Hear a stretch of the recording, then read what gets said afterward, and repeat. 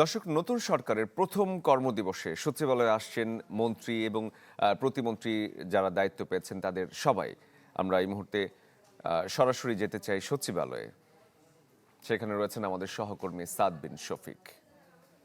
সাদ, নতুন মন্ত্রী প্রতিমন্ত্রী যারা হয়েছেন তারা তাদের বেশিরভাগই এখানে আছেন, আপনার সাথে নিশ্চয়ই অনেকেরই কথা হয়েছে। তারা কতটা উচ্ছ্বসিত এবং সচিবালয়ের এই মুহূর্তের পরিবেশটা কেমন?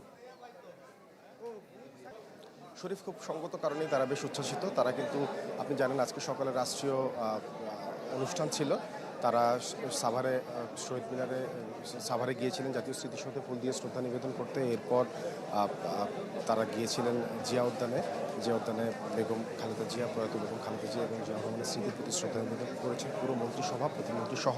আমি এই মুহূর্তে সচিবালয়ে আছি। আপনি দেখতে পাচ্ছেন বিভিন্ন মন্ত্রণালয়ের যারা কর্মকর্তারা আছেন তারা কিন্তু স্ব মন্ত্রণালয়ে দায়িত্বপ্রাপ্ত যারা মন্ত্রী আছেন, প্রতিমন্ত্রী আছেন, তাদের সকাল থেকেই কিন্তু ফুল দিয়ে বরণ করে নেওয়ার জন্য কিন্তু এখানে অপেক্ষা করছেন। সচিবালয়ে যতগুলো ভবন আছে, যতগুলো মন্ত্রণালয় আছে, আপনি জানেন যে প্রায় 25 জন মন্ত্রী এবং 24 জন প্রতিমন্ত্রী কিন্তু আজকে থেকে তাদের কর্মদিবস শুরু করার কথা রয়েছেন এবং তাদের সবাইকে আসলে বরণ করে নেওয়ার জন্য সবার এই তোড়জোড়।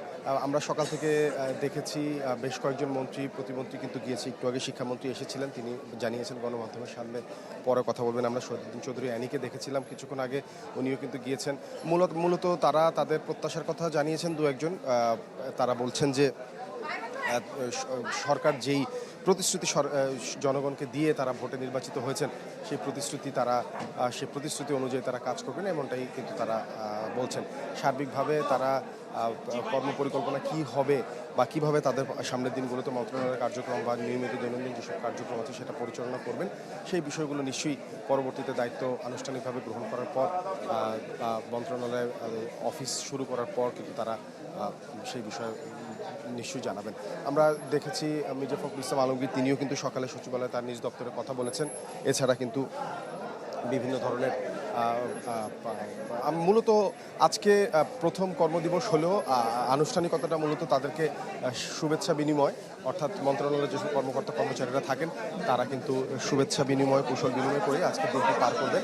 এরপর গণমাধ্যম কর্মীরা কিন্তু তাদের সাথে তাদের অনুভূতি জানার চেষ্টা করেন, তাদের সাথে কথা বলেন। সব মিলিয়ে এইভাবেই কিন্তু প্রথম দিনটা অতিবাহিত হয়। আমরা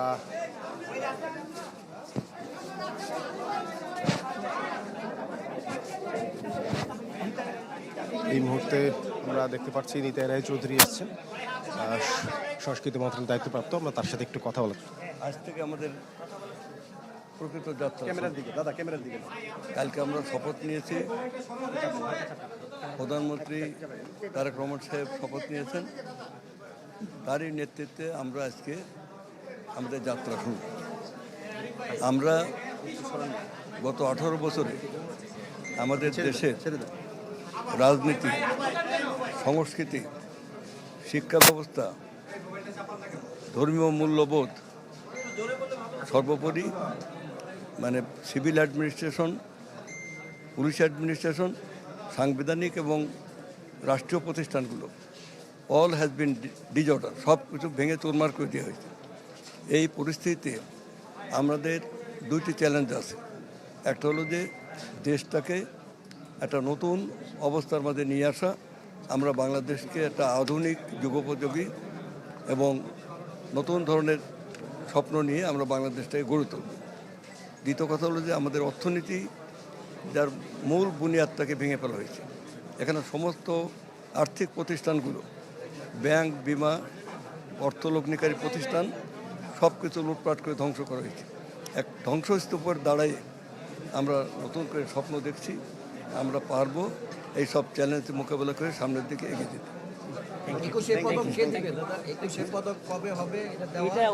এটা আমরা কেবল আসলাম তো, আমরা বসে সিদ্ধান্ত নেওয়া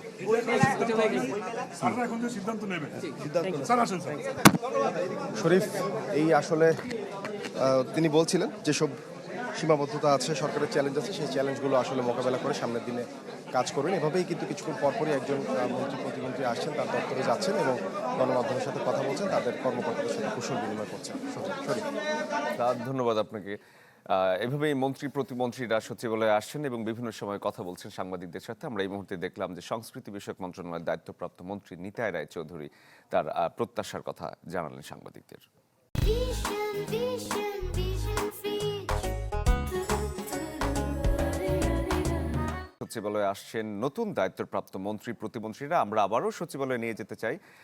সেখানে এই মুহূর্তে সাংবাদিকদের উদ্দেশ্যে ব্রিফ করা হচ্ছে। আমরা সরাসরি সেই ব্রিফে আপনাদের নিয়ে যাচ্ছি। প্রবলেমগুলি রয়েছে সেগুলি নিয়ে আমরা একটা পরিকল্পনা তৈরি করেছি। এটা আমরা পরে জানাতে পারবো যে আমরা কী কী পদক্ষেপ গ্রহণ করলাম। খুব শিগগিরই আপনারা রেডিক্যাল চেঞ্জ তো হবে না, মানে স্লোলি চেঞ্জ হবে। তবুও আমরা চেষ্টা করব কিছুটা ভাইব দেওয়ার জন্য যে অ্যাটলিস্ট একটা গণতান্ত্রিক সরকার আসার পরে একটু চেঞ্জ হয়েছে, এই ভাইবটা আমরা খুব সম্ভবত আপনাদের 1 সপ্তাহ 2 সপ্তাহের মধ্যে দিতে পারবো। এর আগে যে দুর্নীতিগুলি হয়েছে গত 15 বছর, এগুলি দুর্নীতি যদি সেগুলি আপনি দেখেন তাহলে সেগুলি কি তদন্ত করবেন কিনা? ডেফিনেটলি দুর্নীতি হলে তো তদন্ত হবেই।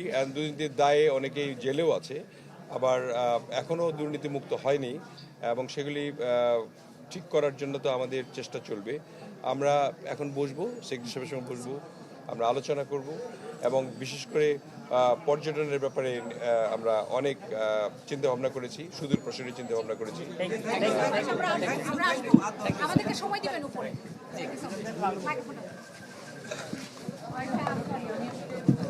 না না, আমরা কেউ আসলে সরাচ্ছি, এটার জন্য কেউ রাগ করলে কিন্তু কিছু করার নাই। দর্শক, নতুন দায়িত্বপ্রাপ্ত বেসামরিক বিমান পরিবহন এবং পর্যটন মন্ত্রী এম রশিদুজ্জামান মিল্লাত সচিবালয়ে এসেছেন কিছুক্ষণ আগে এবং সাংবাদিকদের তিনি তার প্রত্যাশার কথা জানাচ্ছিলেন। বেসামরিক বিমান পরিবহন এবং পর্যটন প্রতিমন্ত্রী এম রশিদুজ্জামান মিল্লাত।